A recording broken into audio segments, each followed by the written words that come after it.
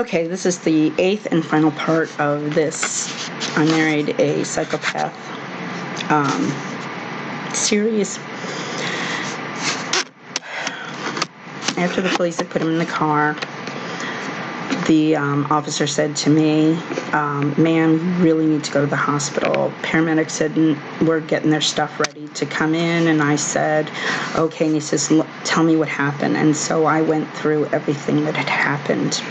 I even showed him, where things had happened, and he took some notes.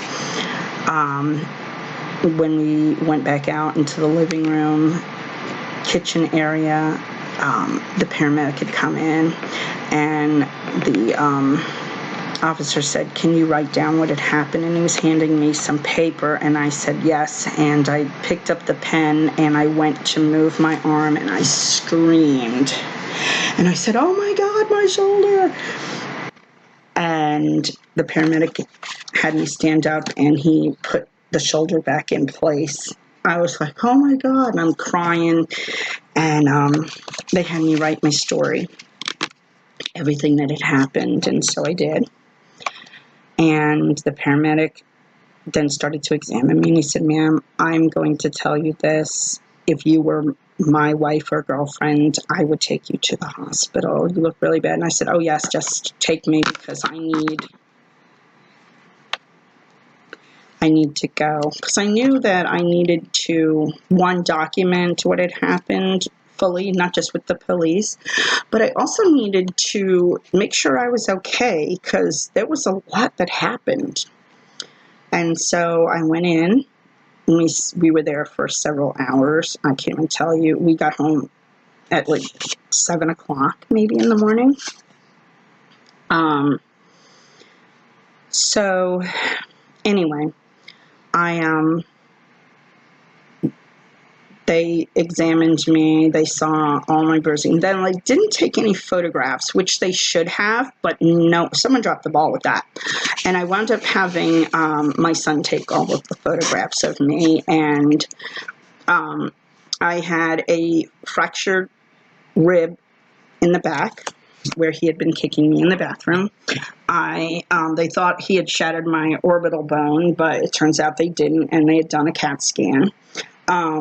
Like I said, black eye for 2 weeks, a ruptured eardrum, and I had a really bad concussion. Now, I also had bruising and handprints all around my neck, as well as bruises around other parts of me that, like I said, my son had taken pictures of. So once that was done, I was called by, they gave me a pamphlet on domestic violence, and the next thing I did was I let Ian sleep. I let him, go to sleep. He was terrified. He took such great care of me at the hospital. He pushed me around. He was just so scared. And we even had to take a taxi home, which cost me like $50, which I really didn't have. But you got to do what you got to do. I called a friend who told me I don't have time to do that, which really upset me. And it was the only phone number I could remember. Anyway, Ian went to sleep, and I called my mom. And I just couldn't sleep. Plus, I knew I couldn't because of the concussion. And so Ian's friend's dad came over to see how I was during his lunch hour.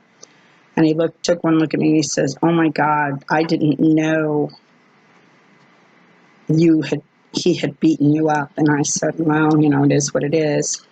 He said, after the officer took him to jail, my ex-husband went bananas in the back seat of the squad car and said, he's killing her, meaning the neighbor was killing his wife. So the police officer went back. Well, what I didn't know is he had assaulted my neighbor. He also was sporting a black eye, but nowhere near that black guy I had. He'd sucker punched him. And when the officer showed back up at their house, they said, oh, well, he's always been crazy. You know, he assaulted our son one time, and he had done this, and he had done that, and he has always been, like, really crazy. And, yeah, you know, she has every right to be afraid. Now, they joined forces and told this story. And I had no idea that they had done that. And when I got the police report, there was a history of violence stated right on there from witnesses. And I was like, what the heck? And I later found out that that's what had happened. So anyway, I went the next day to the courthouse. I filed for a restraining order. We had a message on the phone when we got home that said, Ronnie, I'm really sorry. Can you bring my glasses? I can't read anything without my glasses. Can you please bring them to the jail? I'm just really, really sorry. Well, I did not bring those glasses. I went to court the next day, and I told them I want him to be charged with attempted murder. He tried to kill me. He did it in front of 2 8-year-old young men. And I want him to be charged with attempted murder. The state's attorney freaked out. Whoa, whoa, whoa. And I said, I'm talking, not you. This is my turn. This is what he's done to me. Now I have my arm in a sling. And the judge says, ma'am, are you going to file for a divorce? I said, you're damn right I'm going to file for divorce. I said, no man has a right to hit me. And I said, and I want these charges to be steep. And he said, okay. And he turned to my husband and said, $30,000, cash or bond. Next, bam. I thought my ex was going to have a heart attack. He couldn't believe the bond was so high. So I collected evidence. I did everything I could. I showed them pattern of history, everything I possibly could, and gave it to the state's attorney. I even went to his bail reduction hearing, which he still couldn't afford to get out. And he wound up serving 6 months, 5 months for good behavior. And that was it. She plea bargained him down to a misdemeanor. I was furious. However, Ian and I, we moved. We got as far from him as could. And my restraining order or order of protection was life. Life for me and Ian. He was not allowed anywhere near us. And so we survived. Down here in Southwest Florida, they have this place called a Children's Advocacy Center. Ian and I did a year of therapy together.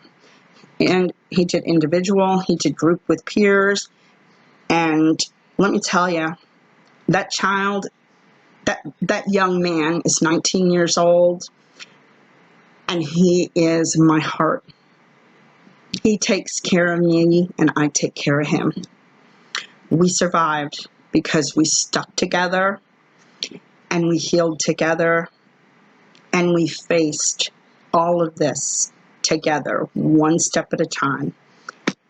And when his father died in October 2016, he told me, Mom, he's been dead to me since the night he tried to kill us. And so I got a good young man in my hands. He is really good. And I am beyond blessed. Thanks for listening to my story.